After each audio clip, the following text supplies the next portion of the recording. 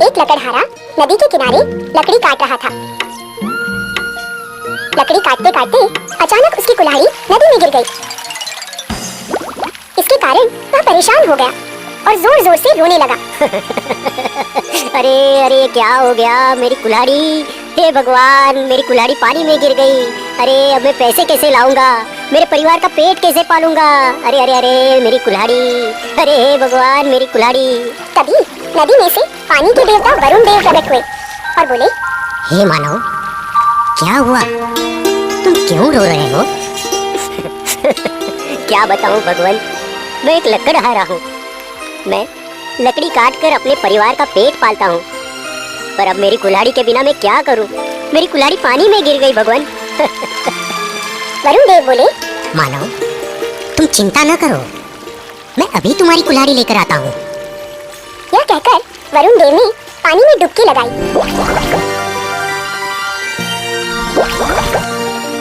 और एक कुल्हाड़ी ले आए।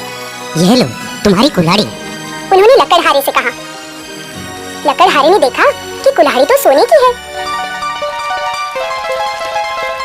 वह बोला, नहीं नहीं देव, यह कुल्हाड़ी मेरी नहीं है। वरुण देव ने फिर से डुबकी लगाई और दूसरी कुल्हाड़ी ले आए और बोले, अब ये लो भाई, यही है ना तुम्हारी कुल्हाड़ी? लकड़हारे ने देखा कि इस बार कुल्हाड़ी चांदी की थी। उसने कहा, नहीं नहीं, यह तो चांदी की कुल्हाड़ी है, ये मेरी नहीं है।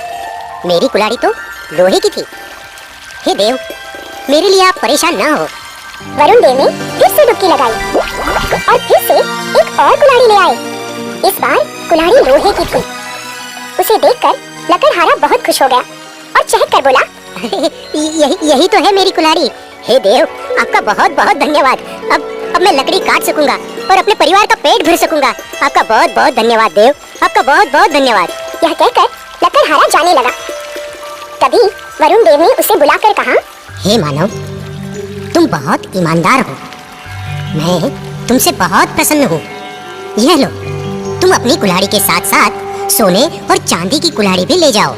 यह मेरी तरफ से तुम्हें भेंट है। और इस तरह लकड़हारा तीनों कुल्हाड़ियां लेकर खुशी खुशी घर चला गया। शाम को यह बात उसने अपने दोस्तों को भी बताई। दोस्तों को अचरज हुआ पर खुशी भी हुई। उनमें से एक दोस्त बड़ा ही लालची था।